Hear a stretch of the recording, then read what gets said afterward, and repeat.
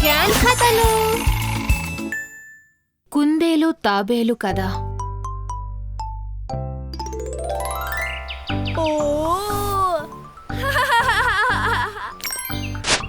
ఏమని వింటూ ఎందుకలా నవ్వుతున్నావు?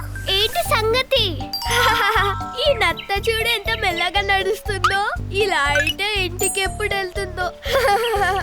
మనలో పట్టుదల ఉండాలి కానీ మనం ఏదన్నా జయించవచ్చు. సైజు స్పీడు అసలు సమస్య కాదు. గర్వంగా ఉంటూ ఓవర్ కాన్ఫిడెన్స్ ఉంటే పందెం కూడా ఓడిపోతారు. అనగనగా ఒక అడవిలో చాలా జంతువులుండేవి. పెద్దవి చిన్నవి అన్నీ ఉండేవి. వాటిలో ఒక కుందేలు కూడా ఉండేది. పెద్ద దంతాలు, దృఢమైన రోమాలు, పొడవైన చెవులు ఉన్న దానికి చాలా గర్వం. నేను చాలా వేగంగా పరిగెత్తగలను, మరే జంతువుకి అది సాధ్యం కాదు. ఒకరోజు దానికి ఒక చిన్న తాబేలు కనిపించింది. అది మెల్లగా నడుస్తోంది. తాబేలును చూసి కుందేలు నవ్వుతూ హేళన చేసింది. నువ్వు మరి ఇంత స్లోగా నడుస్తావా? కుందేలు మాటలు పట్టించుకోకుండా తాబేలు తన దారిన తాను వెళ్లిపోతుంది. కాని కుందేలు వదల్లేదు, మరింత హేళన చేసింది. హే, నాతో పరుగు పందానికి ఒప్పుకో, లేదంటే ఓడిపోయానని ఒప్పుకో. చివరికి తాబేలు ఒప్పుకుంది. ప్రయత్నించటంలో తప్పులేదు. నేను నీతో పరుగు పందానికి సిద్ధంగా ఉన్నాను. త్వరగానే ఆ విషయం అడవి మొత్తం తెలిసిపోయింది.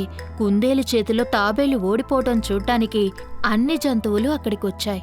తాబేలును చూసి అన్నీ నవ్వుకున్నాయి. అందులో ఒక జంతువు ఇలా అంది. కుందేలుతో తాబేలుకు పందెమా? సందేహం లేదు, తాబేలు ఖచ్చితంగా ఓడిపోతుంది.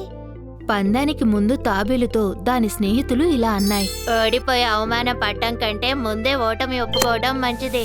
కాని ప్రయత్నించకుండా ఓడిపోవటం తాబేలుకిష్టం లేదు. ముందు ప్రయత్నిస్తాను. ఒకవేళ ఓడిపోయినా నాకే బాధ లేదు. పందెంలో ఎలాగైనా గెలుస్తానని కుందేలు చాలా గర్వంతో ఉంది. నీ వేగం మాకు చూపించు. ఓ పాపం, నువ్వు పరిగెత్తలేవు కదా. ఇతర జంతువులన్నీ కేరింతలు కొడుతుండగా పందెం మొదలైంది. 1 2 3 గో! వేగంగా పరిగెత్తగల కుందేలు కాసేపటికి చాలా దూరం వెళ్లిపోయింది. కాని తాబేలుకి అంత వేగం సాధ్యం కాలేదు. అది మెల్లగా నడుస్తోంది. కొంతసేపటికి ఆ కుందేలు అప్పటికే చాలా దూరం వచ్చేసింది. కుందేలు వెనక్కి తిరిగి చూసింది. తాబేలు దగ్గర్లో వస్తున్న జాడ కనిపించలేదు. కుందేలు నవ్వుకుంటూ చెట్టు కింద కాసేపు విశ్రాంతి తీసుకోవాలనుకుంది. ఇంత కష్టపడ్డం ఎందుకు? పందెంలో గెలిచేది నేనే కదా, కాసేపు విశ్రాంతి తీసుకుంటాను. పడుకోగానే దానికి గాఢంగా నిద్ర పట్టేసింది. అదే సమయంలో తాబేలు నిరుత్సాహపడలేదు. మెల్లగా అయినప్పటికీ అది ఆగకుండా నడుస్తూనే ఉంది. కుందేల్ని దాటి వచ్చేసింది. పందెం ముగిసే చోట అన్ని జంతువులు కుందేలు కోసం ఎదురు చూస్తున్నాయి. కుందేలే ముందుగా వస్తుందని అవి అనుకున్నాయి. కాని దూరంగా తాబేలు కనిపించడంతో వాటిలో భలే ఆశ్చర్యం కలిగింది. తాబేలు పందెం ముగిసే గీత వద్దకు వస్తోంది. అది చూసి జంతువులన్నీ కేరింతలు కొట్టాయి. నువ్వే పందెం గెలుస్తావు. అదే సమయంలో కుందేలు నిద్ర లేచింది. ఎక్కడ తాబేలు జాడ కనిపించడం లేదు. మళ్ళీ నేను పరుగు ప్రారంభించి పందెంలో గెలుస్తాను. అయితే అది వచ్చి చూసేసరికి దానికంటే ముందు తాబేలు అక్కడికొచ్చి చేరుకుంది. దానికి మతి పోయింది. తాబేలు గెలుస్తుందనుకోలేదు. నేను నమ్మలేకపోతున్నాను. దాంతో అది సిగ్గుతో తలదించుకుంది. అక్కడున్న జంతువులన్నీ పందెం గెలిచిన తాబేల్ని అభినందించాయి. అది చూసిన కుందేలు ముఖం విచారంగా మారిపోయింది. వినయంగా ఉండే ఆ తాబేలు కుందేలు దగ్గరకొచ్చి ఇలా అంది. మన సామర్థ్యం గురించి మనకి ఎప్పుడూ గర్వం, అతి విశ్వాసం ఉండకూడదు.